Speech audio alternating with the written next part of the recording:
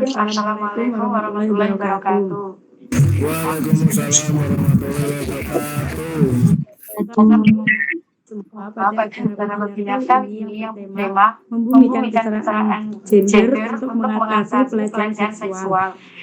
Yang terhormat Ibu Dian Ika Aryani MT selaku dosen pembimbing lapangan Posko 15. Walaupun malam hari ini belum bisa mengikuti webinar pada malam hari ini dikarenakan suatu hal.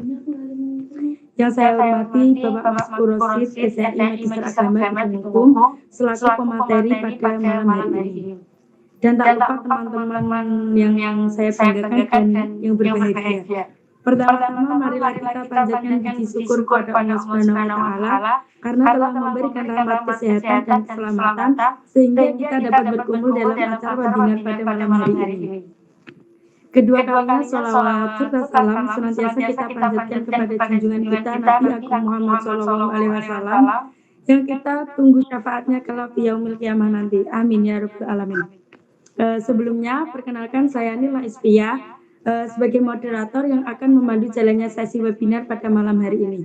Adapun serangkaian acara diskusi pada malam hari ini yaitu yang pertama pembukaan, yang kedua sambutan, yang ketiga penyampaian dan penyajian materi, yang keempat sesi tanya jawab, yang kelima doa dan penutup, yang keenam foto bersama. Baik teman-teman, langsung saja kita mulai acara yang pertama yaitu pembukaan. Marilah kita buka acara pada malam hari ini dengan bacaan basmalah bersama-sama. Bismillahirrahmanirrahim. Sambutan yang pertama yaitu koordinator Posko 15 yaitu Anissa Fadilatus Nabila. Waktu dan tempat saya persilakan.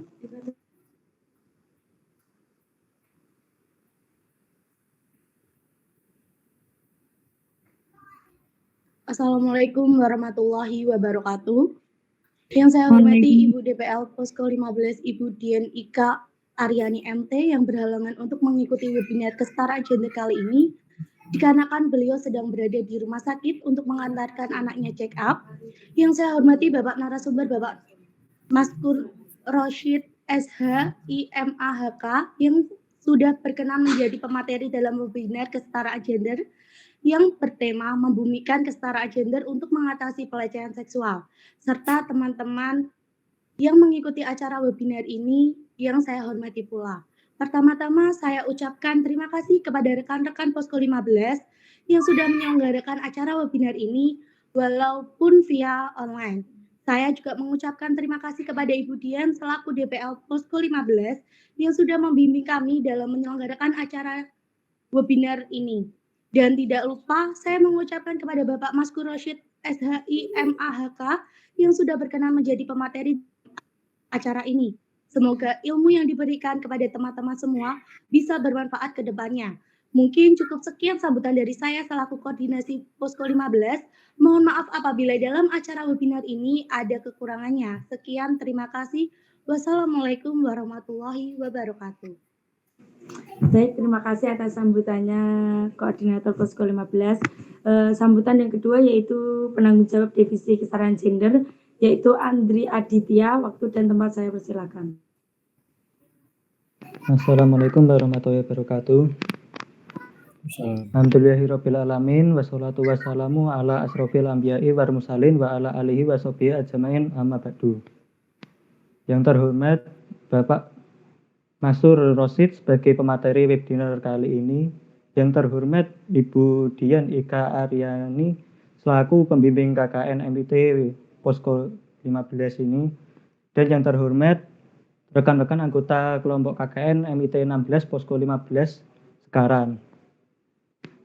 Dan selanjutnya saya sampaikan ucapan terima kasih yang sebesar-besarnya kepada segenap hadirin yang telah tulus dan ikhlas meluangkan waktu untuk menghadiri acara webinar dengan tema membumikan kesetaraan gender guna mencegah pelecehan seksual ini. Latar belakang pemilihan tema ini karena pentingnya pemahaman konsep kesetaraan gender, yaitu konsep di mana keadaan setara antara laki-laki dan perempuan dalam pemenuhan hak dan kewajiban sangat masih kurang. Pemikiran ini perlu ditanamkan kepada masyarakat karena masih banyak terjadi diskriminasi gender secara seperti kekerasan fisik, psikologis, seksual maupun material, di mana sering terjadi di lingkungan kerja, masyarakat, bahkan keluarga. Diharapkan dengan mengadakan webinar dengan tema ini, kita dapat merangkul audiens dari berbagai latar belakang dan menciptakan momentum positif dalam memperjuangkan kesetaraan gender dan menghapus kekerasan seksual dalam masyarakat. Mungkin itulah sedikit sambutan yang bisa saya sampaikan. Saya mohon maaf jika ada kesalahan yang ditimbulkan. Wassalamualaikum warahmatullahi wabarakatuh.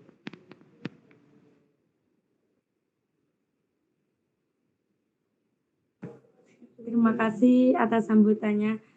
Selanjutnya memasuki acara yang kedua, yaitu penyampaian dan penyajian materi. Sebelumnya saya akan membacakan CV dari pemateri kita pada malam hari ini. Sebelumnya mohon izin Pak untuk membacakan CV Bapak terlebih dahulu. Daftar riwayat hidup. Nama Bapak Maskur Rosid. Tempat tanggal lahir Magelang 14 Maret 1987, NIP 19870314201903104. Jabatan dosen usul fikih, unit organisasi UIN Wali Songo Semarang, alamat rumah Jalan Taman Koro, nomor 11A RT 3 RW 10 Tambak Ejing Ngalian, Kota Semarang. Telepon atau nomor HP 0812 60036355. Email maskur@walisongo.ic.id. Pendidikan formal pada tahun 1999 di SD Negeri Kalirejo 1 Magelang Jawa Tengah. Pada tahun 2002 di MTS Ali Maksum Krapyak Yogyakarta. Pada tahun 2005 di Madrasah Aliyah Kejuruan Ali Maksum Krapyak Yogyakarta. Pada tahun 2009 di S1 Al-Ahwal Al-Syahsiyah UIN Sunan Kalijaga Yogyakarta. Pada tahun 2013 di S2 Pengkajian Islam Konsentrasi Syariah UIN Syarif Hidayatullah Jakarta. Pada tahun 2017 sampai sekarang di S3 Pengkajian Islam Konsentrasi Syariah UIN Syarif Hidayatullah Jakarta. Mungkin cukup pembacaan CV dari pemateri kita. Baik, selanjutnya yaitu masuk ke dalam acara inti, yaitu penyampaian materi dari Bapak Maskur Rosid. Waktu dan tempat saya persilakan. Ya, terima kasih teman-teman semuanya. Assalamualaikum warahmatullahi wabarakatuh. Waalaikumsalam warahmatullahi wabarakatuh. Mohon maaf nih, saya agak kurang fit ya, suaranya mungkin di hidung karena beberapa hari ini saya flu batuk. Jadi ya mohon maaf ya. Yang kedua kalinya mudah-mudahan acara teman-teman, kegiatan teman-teman KKN semuanya. Di mana Mbak Nilna? KKN-nya di mana ya? Di Sekaran Gunung Pati, Pak. Nah iya, di Sekaran Gunung Pati.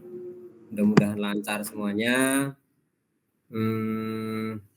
Program kerjanya dapat terrealisasi dengan baik semuanya ya. Dan yang paling penting mudah-mudahan dikasih sehat sehingga bisa maksimal. Juga untuk Mas Andri ya, untuk divisi kesetaraan gender apa tadi. Saya menyambut baik karena beberapa bulan atau tahun belakangan ini geliat laki-laki untuk bersama-sama memerhatikan hak dan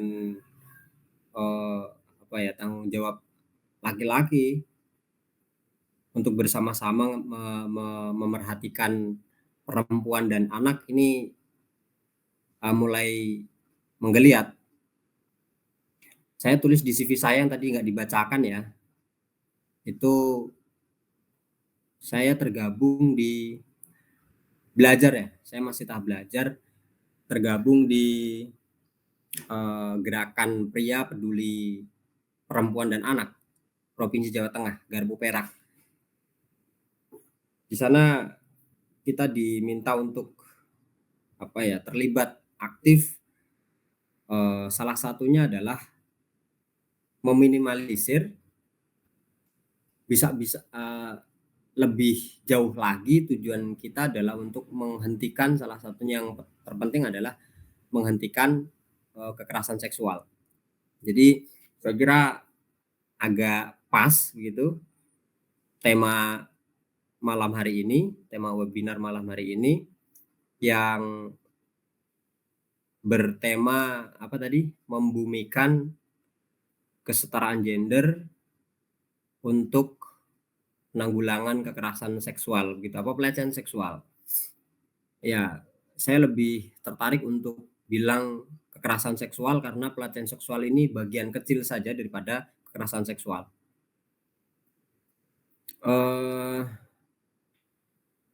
Ya, kita akan ngomong ke sana, tapi izinkan saya untuk share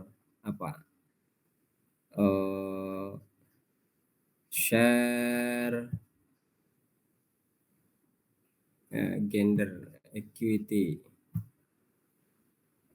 Ya, mudah-mudahan terlihat ya. Terlihat nggak? Terlihat, Bapak. Ya, oke. Saya kecilkan saja biar nanti bisa kita baca bareng-bareng. Oke, karena kita ngomong kesetaraan, maka kekerasan seksual ini mesti kita garap bersama-sama. Kenapa kemudian tadi saya di awal saya sampaikan, saya mengapresiasi yang tinggi-tingginya buat Mas Andri tadi yang memiliki perhatian terhadap kesetaraan, karena menurut data dari Dinas Pemberdayaan Perempuan dan Anak Jawa Tengah, kasus pelecehan atau kekerasan seksual ini luar biasa besar, dan yang banyak menjadi korban itu adalah perempuan dan anak. Ya, memang kemudian di beberapa kali berita kita saksikan perempuan atau laki-laki jadi korban kekerasan seksual. Iya, tapi secara mayoritas korban kekerasan seksual ini dialami oleh perempuan dan anak. Sekarang secara masuk akal saja kita coba pikirkan bersama, yang menjadi korban kekerasan perempuan, yang menyuarakan kesetaraan dan hak-haknya perempuan. Sementara di atas sana yang menentukan kebijakan laki-laki. Saya kira itu nggak fair. Karenanya sekali lagi keterlibatan laki-laki juga dituntut lebih besar di sini. Sehingga perempuan dan laki-laki bekerja bersama untuk memerangi kekerasan seksual ini. Ya, dari konsep pertamanya perlu kita dudukkan bersama bahwa gender dengan seks itu beda. Meskipun secara etimologi maknanya sama-sama jenis kelamin. Tapi gender ini maknanya berbeda secara terminologi dengan seks. Nah, kalau gender ini, kita ngomong gender ini tidak lagi ngomong bahwa laki-laki punya penis, perempuan punya vagina, enggak. Tapi konstruk sosial yang kemudian membentuk gender, oh ini laki-laki, oh ini perempuan. Jadi lebih ke nilai, lebih ke tingkah laku antara laki-laki dan perempuan. Lebih ke bagaimana budaya, sosial, kultur itu membentuk harapan-harapan tertentu terhadap oh ini laki-laki, oh ini perempuan. Sehingga kita bisa bilang bahwa gender itu sebenarnya ya konstruk sosial, produk daripada budaya. Kalau gender, sekali lagi saya sampaikan bahwa dapat memberikan kontribusi terhadap aspek sosial, budaya yang tidak sama sekali berhubungan dengan biologis yang tadi saya sampaikan. Yang kedua adalah menekankan terhadap perkembangan sosiobudaya, lagi-lagi non biologis. Sehingga dalam kajian-kajian gender tidak ngomong laki-laki dan perempuan secara biologis, tapi sifat maskulinitas dan feminitas.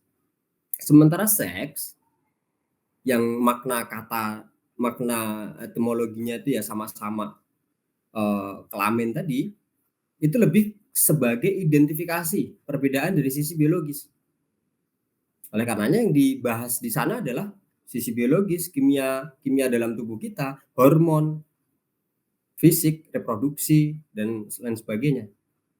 Jadi beda ya antara gender dengan seks. Kalau studi gender itu lebih ke maskulinitas, maka ya seks, maleness, atau kalau perempuan ya femaleness. Jadi dari situ aja sudah berbeda. Nah, ini yang perlu kita dudukan bersama. Kadang-kadang di masyarakat atau bahkan di diri kita nih sering-sering keliru. Misalnya atas nama kesetaraan gender kemudian nanti bawa-bawa. Nah, coba laki-laki bisa hamil nggak? Ya nggak bisa. Itu salah tempat kalau kemudian ngomong begitu. Itu bukan pembahasan gender, itu nanti jatuhnya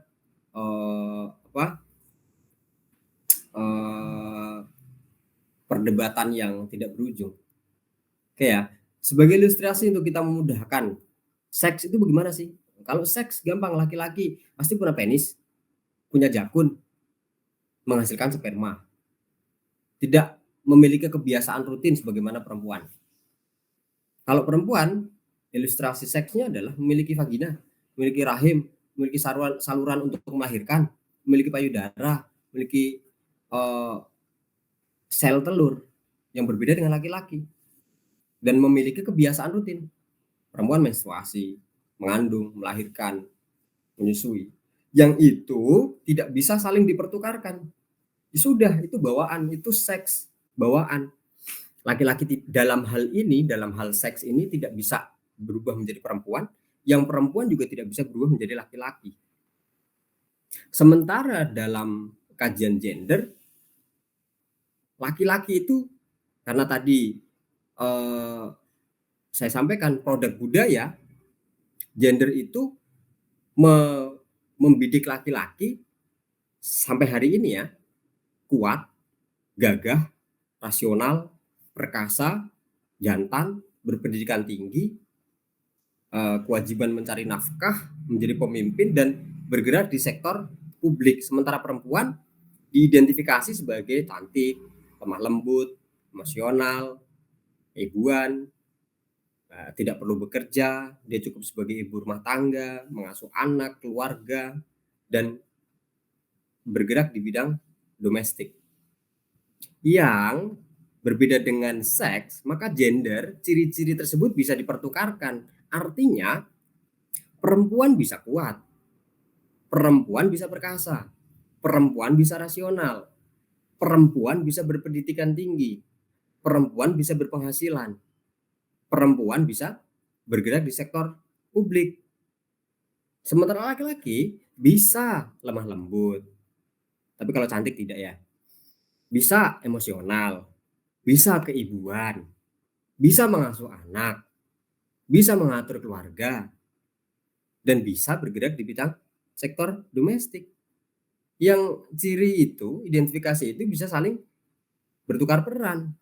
Maka ada gerakan atau aliansi laki-laki baru. Yang ini loh, laki-laki itu berbeda hari ini, perempuan itu berbeda hari ini. Yang ruang publik sangat terbuka bagi perempuan dan ruang domestik sangat terbuka bagi laki-laki. Oh, boleh laki-laki di rumah. Cuman kemudian kita akan terbentur dengan budaya di masyarakat kita. Oh, wong lanang kok ora kerja. Oh, wong lanang kok ning omah wae. Kan gitu nanti akhirnya. Lagi-lagi budaya. Tapi itu yang perlu kita dudukan lah. Itu yang perlu kita pahami bersama. Artinya perempuan itu mempunyai peran yang sama dengan laki-laki. Dan laki-laki mempunyai peran yang sama dengan perempuan. Terlepas dari sisi biologis. Oke. Kenapa kemudian perempuan ini seolah-olah menjadi, mohon maaf, sampai hari ini masih kita sering dengar perempuan selalu, kalau di peribahasa Jawa ya itulah konco wingking. Teman kasur, teman dapur, sama sumur. Kenapa bisa seperti itu? Saya rangkum dari beberapa sumber. Ya karena pertama asal usul kejadian manusia yang selalu kembalikan bahwa perempuan itu berasal dari tulang rusuk laki-laki. Begitu. Padahal dalam kajian-kajian hadis yang menceritakan tentang itu, ada loh yang bilang bahwa itu hadis yang tidak sahih. Itu cerita-cerita Israiliyat yang perlu dikaji lebih dalam. Yang kedua, nilai budaya. Budaya kita nih, kebetulan kita sama-sama hidup di Jawa Tengah, patriarki lah. Tentu itu mau nggak mau akan bilang, kemudian memberikan stereotip tertentu terhadap perempuan dan pemahaman agama yang parsial, yang tidak utuh, termasuk produk undang-undang yang beberapa kali kemudian digugat oleh feminisme ya tentunya ya, karena laki-laki banget lah, undang-undang atau peraturan tertentu itu lebih condong ke laki-laki. Dan di beberapa tempat perempuan tidak pede dengan status keperempuanannya, meskipun berpendidikan tinggi, nanti akan kalah dengan budaya. Itu yang menyebabkan ketimpangan tadi, menyebabkan ketimpangan gender. Inilah semestinya kan tidak begitu, semestinya kesetaraan, setara dalam makna gender, bukan dalam makna seks ya, dalam makna gender itu akan kemudian melahirkan keadilan gender. Kalau merujuk, kita sama-sama, atau mungkin ada audiens yang non muslim ya, dalam Islam selalu disebut begitu deh, ya ayuhan nas, laki-laki dan perempuan, al mu'minun wal mu'minat, laki-laki dan perempuan. Nggak ada laki-laki tok, nggak ada perempuan tok, nggak ada, laki-laki dan perempuan. Laki-laki dan perempuan, laki-laki dan perempuan. Nanti silahkan dicek satu persatu lah. Misalnya saya sebutkan satu saja, Al-Hujurat ayat 13. Ya ayuhan nasu inna khalaqnakum min dzakarin wa untha wa ja'alnakum syu'uban wa qabaila lita'arafu. In akramakum indallahi atqakum. Bahwa laki-laki dan perempuan itu Allah ciptakan bersuku-suku dan berbangsa-bangsa. Dan yang paling utama di sisi Allah adalah orang-orang yang bertakwa di antara kalian. Enggak laki-laki dan enggak perempuan, sama saja. Orang yang bertakwa, baik laki-laki maupun perempuan, itu akan mulia di sisi Allah Subhanahu wa taala, kan begitu. Karena enggak ada kemudian ini khusus buat laki-laki, ini khusus buat perempuan. Nanti yang masuk neraka adalah kebanyakan perempuan, enggak ada. Laki-laki juga mempunyai potensi yang sama untuk masuk neraka, dan perempuan mempunyai potensi yang sama untuk masuk surga. Oleh karenanya, karena stereotip yang timpang tadi mengakibatkan salah satunya adalah kekerasan seksual. Kenapa saya milih ini, tadi saya sampaikan bahwa pelecehan seksual itu bagian kecil, bagian daripada kekerasan seksual. Ini data dari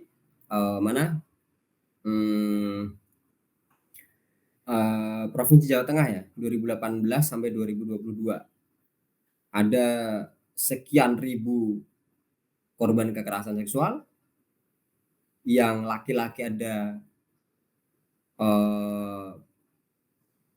2022 itu ada 289, sementara perempuan ada 245. Ada 1918. Ini kan sangat banyak. Yang ya beda banget lah, yang semestinya kita miris melihat ini.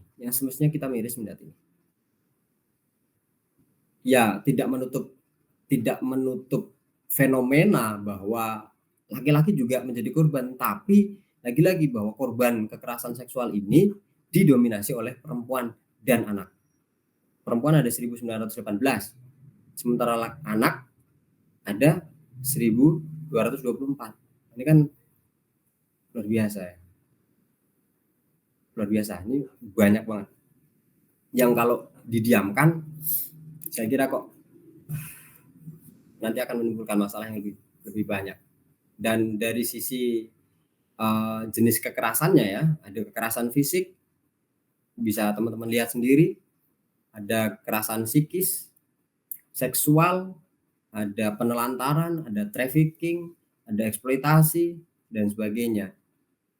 Hal yang sama juga dialami oleh kekerasan terhadap anak. Yang kedua ini, teman-teman bisa lihat, kekerasan perempuan nasional paling tinggi di mana? Di tempat kita tinggal hari ini, di Jawa Tengah. Bukan di tempat lain. Maka ini menjadi PR kita bersama. Ya, nggak tahu ya. Ada dua kemungkinan. Ini kan berdasarkan laporan ya. Saya kok husnudonnya begitu. Husnudonnya kenapa tinggi? Karena kesadaran hukum masyarakat Jawa Tengah tinggi, sehingga berani melaporkan. Saya ngambil husnudonnya begitu, mengambil sisi baiknya begitu. Tetapi sisi baik itu ya kemudian menampar kita bersama bahwa ternyata kita menempati level tertinggi gitu loh, sebagai korban kekerasan perempuan secara nasional. Kemudian ini secara nasional untuk anak, kekerasan anak nasional. Kita hanya terpaut sedikit dari Jawa Timur. Kita hanya terpaut sedikit banget dari Jawa Timur. Ada 1224, sementara di Jawa Timur 1429. Dan masih sangat tinggi. Di mana? Di Jawa Tengah ini yang tertinggi. Di Kota Semarang. Di tempat kita tinggal. Enggak di Magelang, enggak di Temanggung, enggak di Boyolali, enggak. Di Semarang, di Kota Semarang. Tertinggi. Ya. Dan grafik korban kekerasan anak Jawa Tengah tahun 2022 pun di Kota Semarang. Di sekeliling kita nih loh, sekeliling kita sangat luar biasa. Ya, dan ini berapa persentase kekerasan terhadap perempuan dan anak. Yang paling tinggi yang perempuan itu kekerasan psikis, sementara yang anak kekerasan seksual. Ini fakta yang tidak bisa kita pungkiri, fakta yang tidak bisa kita pungkiri. Kok kita merem? Ya mau kemana kemudian peran kita ini? Ya, ini beberapa unsur sesuatu disebut sebagai kekerasan berbasis gender. Yang pertama, tindakan atau perbuatan itu bernuansa seksual. Yang kedua, bertentangan dengan kehendak korban. Yang ketiga, hubungan kekuasaan yang tidak seimbang, atasan dan bawahan, waliyadzubillah, dosen dan mahasiswa misalnya, bos dengan karyawan misalnya, orang yang lebih tua kepada orang yang lebih muda misalnya, itu kan relasi kuasa yang tidak seimbang. Bisa terjadi karena lagi-lagi alasan norma gender yang sudah mendarah daging di masyarakat. Dan yang kelima, akan berakibat penderitaan bagi korban dan bisa terjadi di ruang publik atau ruang privat. Kemudian bentuk-bentuk kekerasan seksual, nih tadi saya sampaikan kenapa saya memilih kekerasan seksual, karena pelecehan seksual ini hanya bagian saja ya. Pelecehan seksual, ada eksploitasi seksual, ada perkosaan, dan kekerasan seksual berbasis online. Kita nih hari ini hidup di era digital ya, era digital yang ya kalau pacaran gitu, kadang-kadang kelewatan, akhirnya karena kelewatan itu jadi senjata lah buat pacar laki-lakinya, Itu yang sering terjadi, akhirnya buat ngancem. Kalau sudah terlanjur diancam gitu, apa yang bisa kita lakukan? Laporkan. Kemana? Banyak tempat yang bisa kita kunjungi. Kalau Jawa Tengah, kebetulan kita di Semarang, di Dinas Perempuan dan Anak. Di sana ada tempat pengaduan. Asal ada bukti. Kadang-kadang korban ini sudah ketakutan dulu. Itu yang perlu kita perlu kita kasih perhatian lebih, bahwa korban ini sudah secara psikis sudah habis dulu, sehingga untuk cerita, untuk lapor butuh keberanian yang kedua. Karena perlu didampingi, perlu dikuatkan. Karena kalau punya temen kok pacaran, ya tolonglah diingatkan, nggak usah kebablasan, karena itu yang sudah terjadi begitu. Terjadi hal-hal yang tidak diinginkan itu. Kalau ini mengacu pada Undang-Undang Tindak Pidana Kekerasan Seksual. Kekerasan seksual itu ada pelecehan seksual non fisik, pelecehan seksual fisik, pemaksaan kontrasepsi. Misalnya nanti teman-teman yang laki-laki menikah ya, habis KKN selesai nikah gitu ya. Nanti kemudian memaksa pakai kontrasepsi apa, IUD semuanya, IUD, spiral semuanya spiral, nggak boleh. Itu termasuk bagian daripada kekerasan seksual. Pemaksaan sterilisasi, misalnya masih umur produktif dan masih pengen punya anak, dipaksa untuk steril, nggak laki-laki nggak perempuan. Karena saya menemukan beberapa kasus laki-laki dipaksa untuk lubektomi, untuk memutus sperma, produksi sperma, itu kan juga termasuk bagian dari kekerasan seksual. Pemaksaan perkawinan, misalnya Anissa belum pengen kawin, dipaksa sama kakaknya kawin, itu pemaksaan perkawinan, nggak boleh. Kemudian penyiksaan seksual, macam-macam penyiksaan seksual, macam-macam. Saya nggak bisa ceritakan, nanti teman-teman searching sendiri saja. Eksploitasi seksual, perbudakan, kekerasan berbasis elektronik, ini yang tadi saya sampaikan. Kekerasan berbasis online ini juga tidak kalah memprihatinkan hari ini. Ini beberapa jenis daripada kekerasan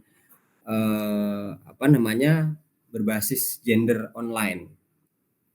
Ada cyber grooming, ada cyber harassment, ada sexting, ada morphing, ada cyber stalking, ada non konsensual pornografi, dan seterusnya. Ini banyak banget identifikasinya. Yang intinya adalah bijak-bijaklah kita, dan kita ngingetin teman-teman kita, saudara-saudara, adik kita, untuk ngerem ketika menggunakan media sosial. Dan ini ada beberapa mitos versus fakta yang perlu kita pahami bersama. Kita sering mendengar bahwa kekerasan seksual itu sebenarnya hanya masalah sepele saja yang tidak perlu dibesar-besarkan. Misalnya lagi jalan catcalling ya, disiutin, disiulin, dan dianggap perempuan yang disiulin itu, yang dipriwitin itu menikmati. Itu anggapan yang salah, itu mitos. Faktanya tindakan seperti itu bisa menciptakan kecemasan, depresi, gangguan kesehatan mental. Mungkin teman-teman yang ada di sini ya, yang hadir hari ini, ada yang tidak kenal namanya trauma. Tapi saya mau meyakinkan kembali bahwa trauma itu ada. Mohon maaf, sampai hari ini saya agak trauma dengan pincong. Saya punya cerita tentang itu, nanti saya ceritakan kalau ada waktunya. Trauma itu ada. Oke. Kemudian sering kita juga dengar bahwa pelecehan seksual, kekerasan seksual itu terjadi karena perempuan salah berpakaian. Salah, itu mitos. Faktanya banyak perempuan yang sudah berjilbab, menutup aurat dengan baik, tetap diganggu. enggak muda, enggak tua, tetap diganggu. Nyatanya bukan karena pakaiannya toh, tapi karena memang perilaku masyarakat. Perilaku orang-orang di sekitar kita yang perlu disadarkan dan seterusnya ya. Dan ini yang tadi saya sampaikan bahwa laki-laki berisiko menjadi pelaku, sementara perempuan rentan menjadi korban kekerasan. Karena tugas bersama. Kenapa itu terjadi? Ini sebab-sebabnya.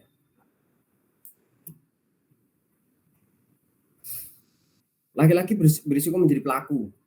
Kenapa? Karena stereotip laki-laki tadi di masyarakat kita. Dan kenapa perempuan rentan menjadi korban? Lagi-lagi karena status dan kedudukan perempuan. Dan norma yang ada di masyarakat kita yang perlu kita berikan perhatian lebih. Masalah ini yang kita bahas hari ini bukan lagi masalah personal tok, tapi lebih sudah menjamah ke ranah struktural bahkan sistem sekaligus. Yang tadinya individu menjadi ke sosial dan ke tatanan sosial. Karenanya ini membutuhkan banyak elemen untuk bisa memeranginya. Dan kenapa lagi-lagi saya sampaikan laki-laki perlu terlibat untuk menyuarakan pentingnya RUU Undang-Undang Tindak Pidana Kekerasan Seksual ini, ya bahwa kekerasan seksual ini adalah masalah kemanusiaan sehingga menjadi masalah bersama, tidak saja untuk perempuan tapi juga laki-laki. Dan bagaimana untuk menghapusnya? Kita mempunyai konsep bersama. Kita ubah bersama konsep, keyakinan dan praktik menjadi laki-laki atau perempuan yang menghormati dan menghargai orang lain. Yang kedua, tidak memberikan toleransi sedikit pun terhadap kekerasan seksual, baik di rumah, di tempat kerja maupun di tempat umum, termasuk di kampus. Yang keempat, terlibat aktif untuk mendorong lahirnya kebijakan perlindungan dari kekerasan seksual. Ini cara yang bisa kita tempuh. Itu cara yang bisa kita tempuh hari ini. Dan oleh karenanya, laki-laki dan perempuan sama-sama berpotensi menjadi pelaku dan sama-sama berpotensi menjadi korban. Oleh karenanya, menjadi tugas kita bersama untuk memberangus kekerasan seksual tersebut. Saya kira itu yang dapat saya sampaikan. Kalau ada pertanyaan bisa saya jawab. Kalau tidak, nanti akan jadi PR bersama. Demikian, wallahu yaufiqu ila ma yuhibbu wa yarda. Wassalamualaikum warahmatullahi wabarakatuh. Waalaikumsalam warahmatullahi wabarakatuh. Terima kasih Bapak atas penyampaian materi yang luar biasa ini. Teman-teman semua pasti sudah tidak sabar lagi untuk bertanya kepada pemateri kita. Memasuki acara yang ketiga yaitu sesi tanya jawab, di mana saya akan membuka 2 sesi tanya jawab. Untuk teman-teman yang ingin bertanya dipersilakan menyalakan kamera atau on cam dan bisa bertanya melalui open mic atau bisa melalui room chat. Bersilakan.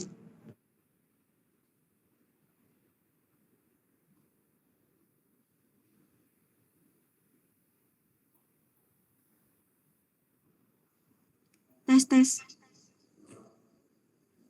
Izin bertanya, Kak. Suara saya kedengeran nggak? Kedengaran. Nah, bagaimana saya sebagai perempuan yang ketika berada di luar kota maupun di desa bisa berkembang maupun berkarya. Sedang yang kita tahu bahwa kita sering terbentur dengan tradisi yang ada.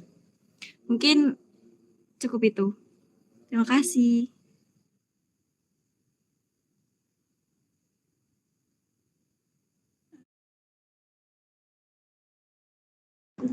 Baik, terima kasih atas pertanyaannya. Selanjutnya ada yang ingin bertanya lagi?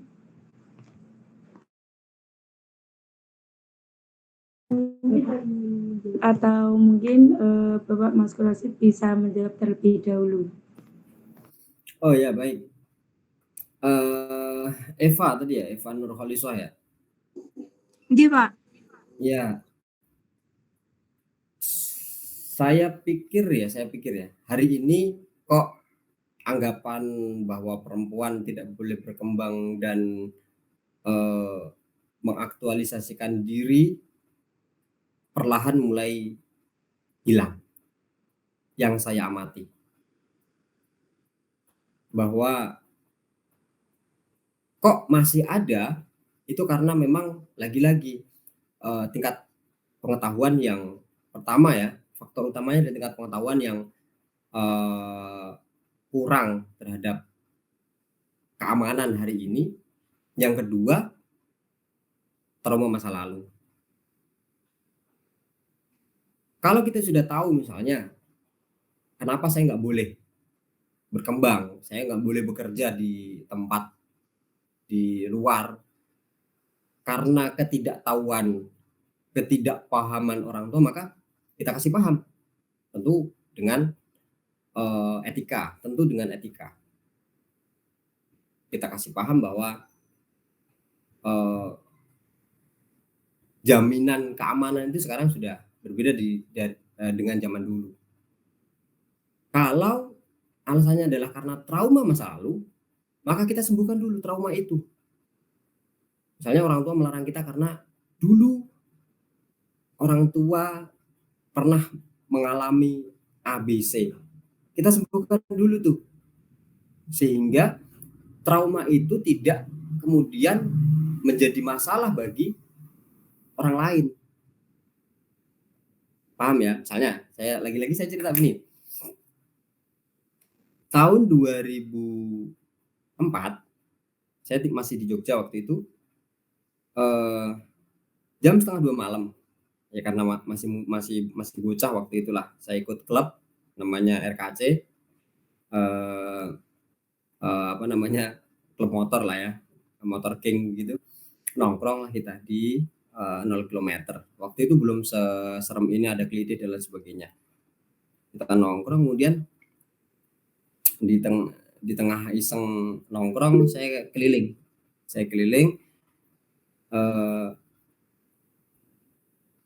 Ketika keliling motor saya macet.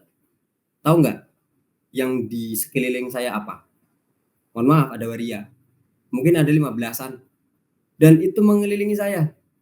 Nyubit Noel, Masya Allah. Itu yang kemudian trauma itu, saya bilang trauma itu ada sampai hari ini. Tetapi saya tidak menularkan trauma saya kepada anak-anak saya.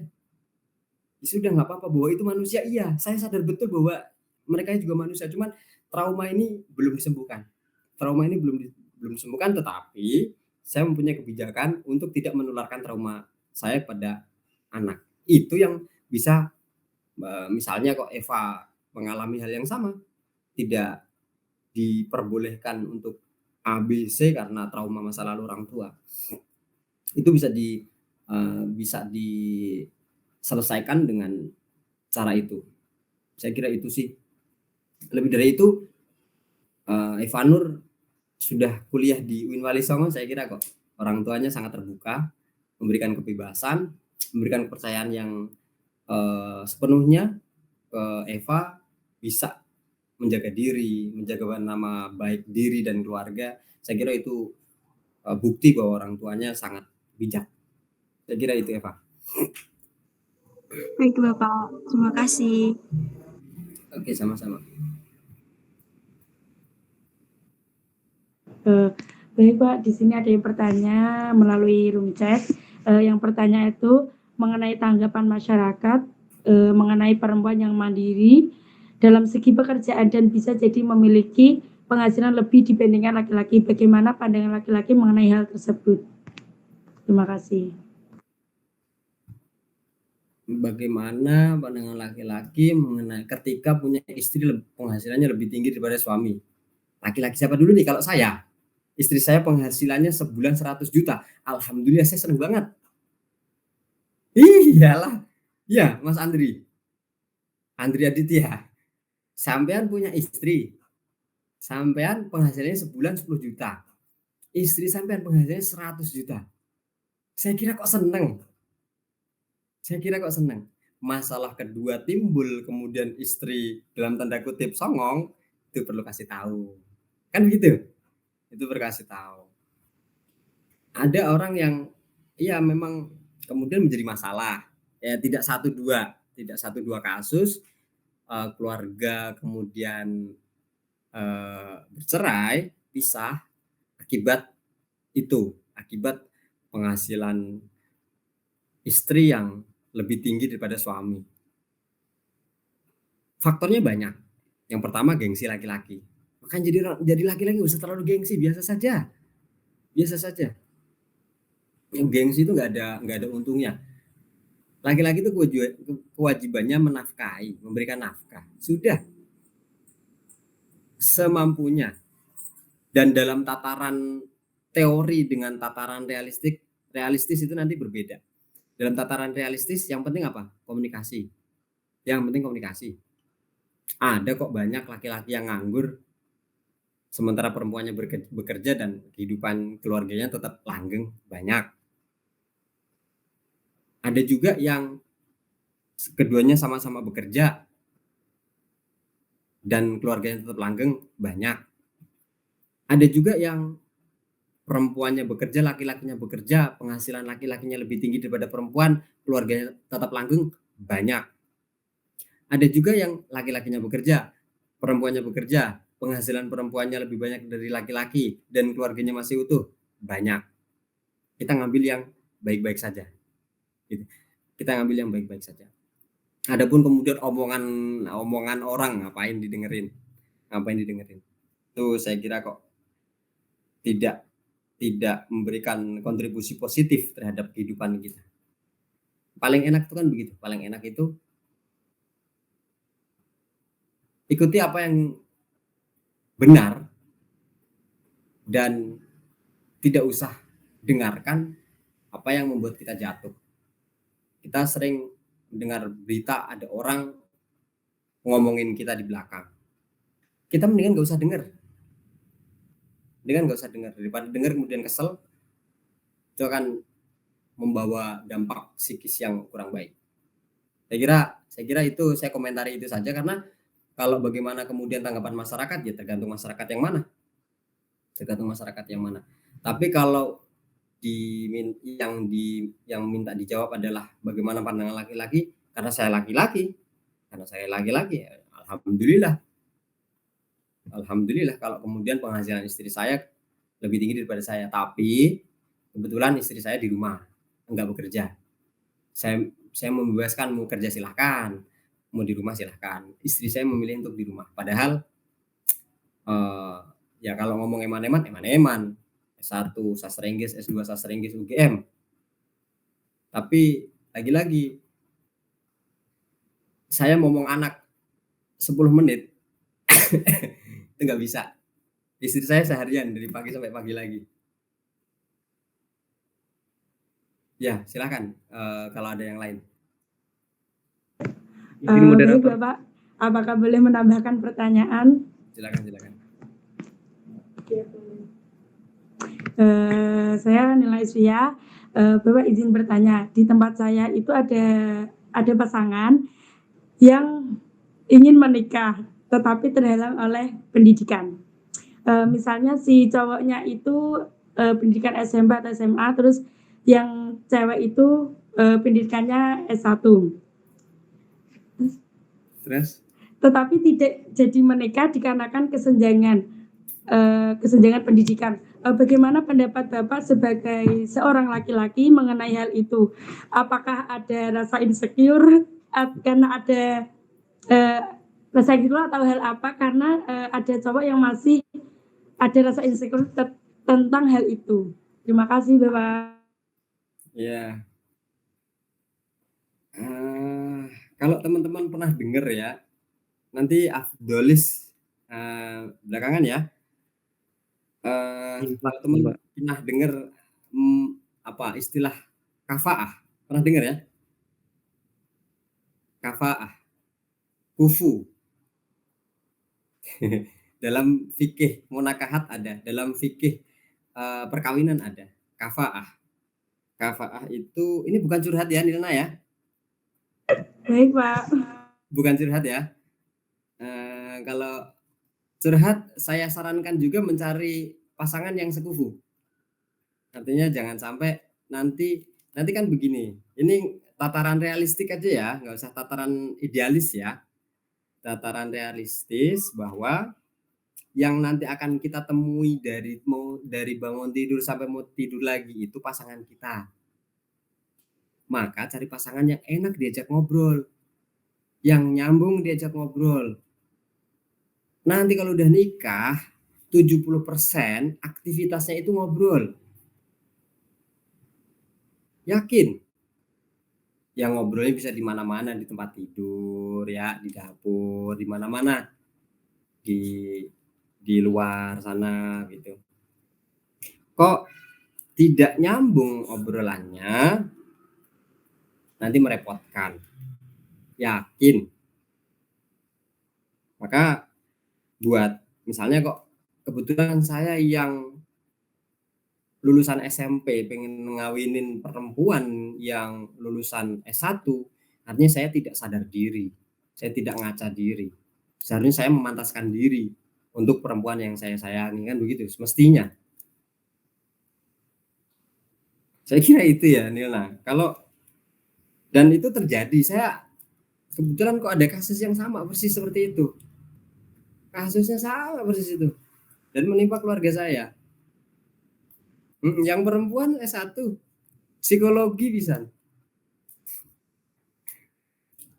Perempuannya S1 psikologi, suaminya lulusan SMP dan kuli bangunan.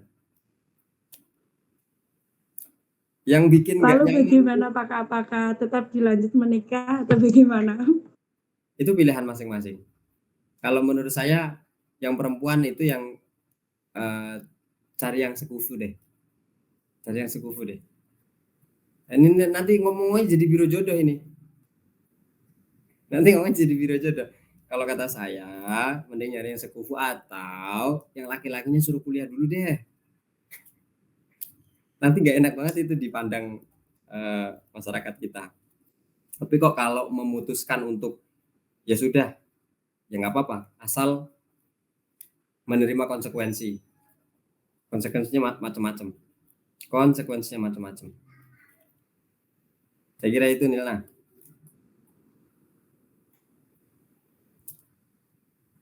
Kamu mau nikah sama lulusan SMP, Pak? Kalau siap menerima konsekuensinya nggak apa-apa, lanjut saja. Kenapa enggak sih? Baik, Pak. Ya baik, mau nikah besok, siap. Saya hadir.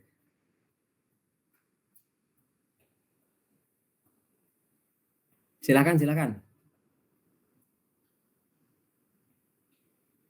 Baik, terima kasih Pak atas jawabannya.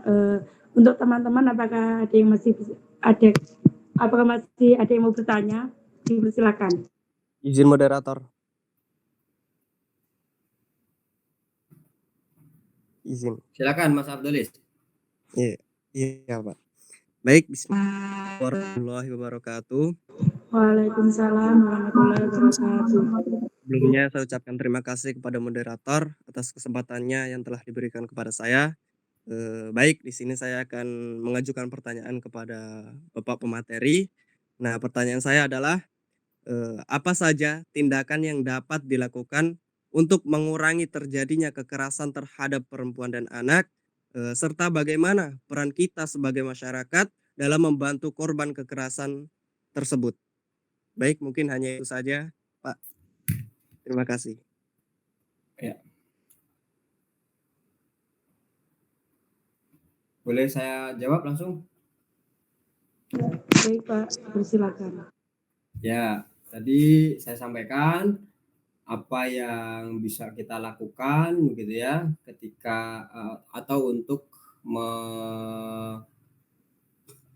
mengurangi, menghapus kekerasan seksual. Tentu kita semuanya, nggak laki-laki nggak perempuan, berusaha, ini langkah awal yang harus kita lakukan, berusaha untuk mengubah konsep, keyakinan dan praktik menjadi laki-laki, menjadi perempuan yang menghormati dan menghargai orang lain. Kalau laki-laki menghormati perempuan, kalau perempuan menghormati laki-laki. Jadi itu dulu yang perlu kita tanamkan dalam diri kita. Laki-laki tidak menghargai perempuan itu konsep yang salah, maka kita harus ubah konsep itu menjadi laki-laki menghormati perempuan, laki-laki menghargai perempuan, perempuan menghargai laki-laki, perempuan menghormati laki-laki, laki-laki menghormati laki-laki dan perempuan, perempuan menghormati perempuan dan laki-laki. Oke, itu yang pertama. Yang kedua, setelah tertanam bahwa kesalingan tadi, saling menghormati, saling menghargai itu sudah tertanam dalam diri kita, maka yang kedua adalah kita tidak boleh mentoleransi, sedikit pun, sekecil apapun, sedikit apapun kekerasan seksual. Di mana pun, di rumah, di jalan, di tempat umum, di kampus, tidak boleh mentoleransi. Dengan cara apa?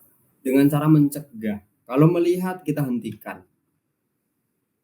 Beberapa kali ya, misalnya ada laki-laki pacaran, laki-laki perempuan pacaran, yang laki-laki ngamuk sama perempuannya, Allahu Akbar, di kampus teriak-teriak. Kalau kata saya kenal begitu, saya siram pakai air ya, kayak kucing.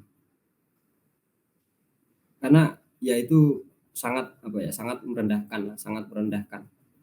Yang begitu-begitu tuh seketika kita jangan didiemin.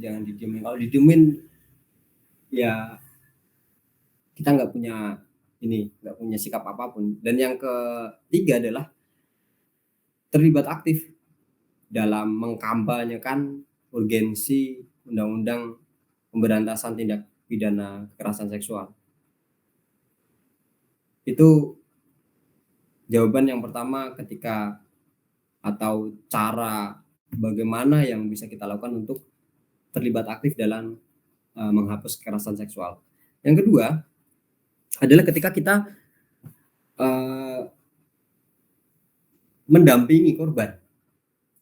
Kita harus paham dulu prinsip umum daripada pendampingan korban kekerasan seksual atau penyintas kekerasan seksual. Yang pertama, tentu tidak menghakimi. Kamu itu enggak bisa jaga diri ya, jangan begitu. Dia itu sudah menjadi korban, dia itu sudah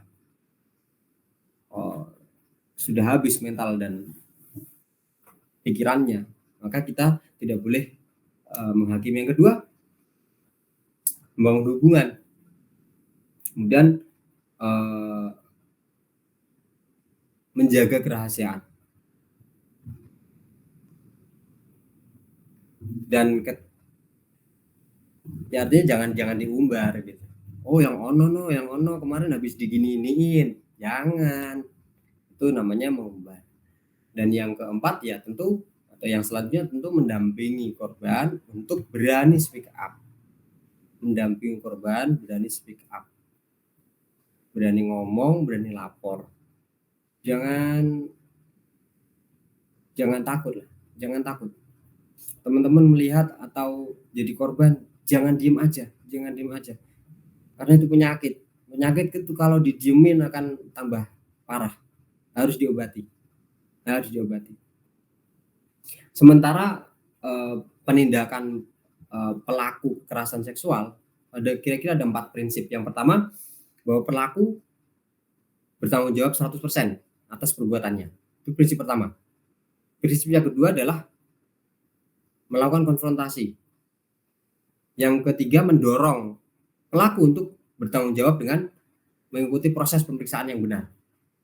Dan yang keempat, mendorong pelaku mengikuti proses perubahan perilaku. Itu prinsip yang bisa kita lakukan ketika mendampingi atau melakukan tindakan terhadap pelaku kekerasan seksual. Saya kira itu. Dan benar-benar teman-teman yang ada di kampus kok melihat ada kekerasan seksual, baik pelecehan, sekecil apapun bentuknya ya, jangan diem aja, dokumentasikan, karena itu akan menjadi bukti. sekarang permasalahan utama daripada kekerasan seksual ini adalah ketiadaan bukti, kesulitan bukti. Maka kalau ada temuan, ada apa, jangan sungkan-sungkan untuk mendokumentasikan. Misalnya kok, mohon maaf, pegang-pegang, sok-sok ngerangkul-ngerangkul, ngelus-ngelus.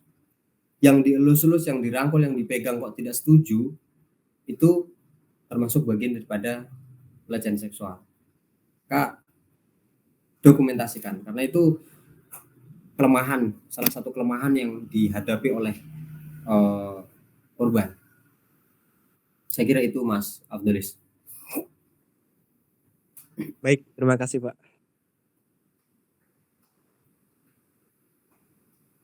Saya kira kalau dianggap sudah nggak apa-apa Mbak Nilna, sudah sejam lebih ya.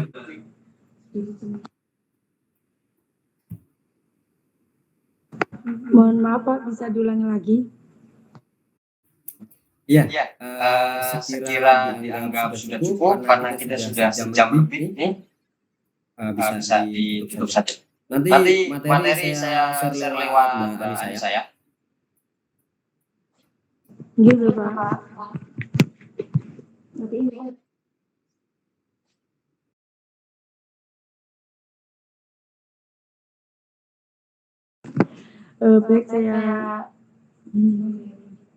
Baik saya lanjutkan acara pada malam hari ini atas isu doa dan penutup. Pembacaan akan dibacakan oleh Baldifari, waktu dan tempat saya silakan. Ya. Assalamualaikum warahmatullahi wabarakatuh. Bismillahirrahmanirrahim. Allahumma sholli ala sayyidina Muhammad wa ala ali sayyidina Muhammad. Wassalam radhiyallahu ta'ala kulli sahabati Rasulillah ajmain walhamdulillahi rabbil alamin. Hamdan syakirin hamdan na'imin hamdan yuwafi ni'amahu wa yakafi mazidah. Ya Rabbana lakal hamdu kama yanbaghi li jalikal karim wa alim sultanik. Allahumma sud alaina min barakatika wa fadlika wa rizqika ya arhamar rahimin.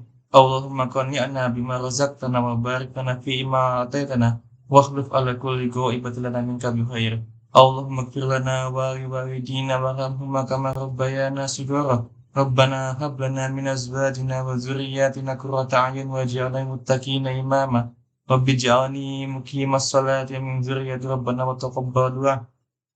Allahumma inna nas'aluka imanan kamilan wa yaqinan shadiqan wa lisanan dzakiran wa qalban khashiyan wa tabatan nasuha wa du'a maqbulan wa ilman nafi'an wa rizqan wasi'an mubarakan. Allahumma iftah alaina futuhal arifin wa alhimna ilhamal malaikatil muqarrabin wa 'allimna ma yanfa'una wa zayyinna bil ilmi wat taqwa ya rabbal alamin. Rabbana zalamna anfusana wa in lam taghfir lana wa tarhamna lanakunanna minal khasirin.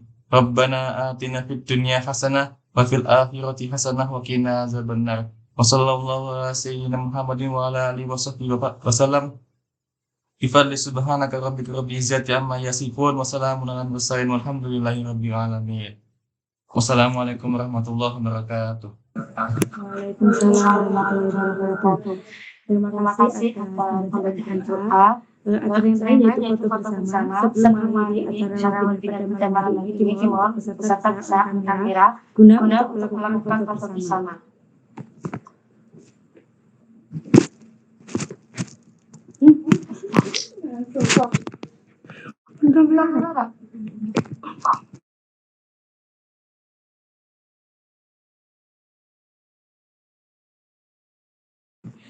Baik, terima kasih. Berakhir sudah acara pada malam hari ini. Saya ucapkan terima kasih yang sebesar-besarnya.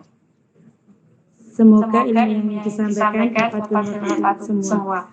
Wassalamualaikum.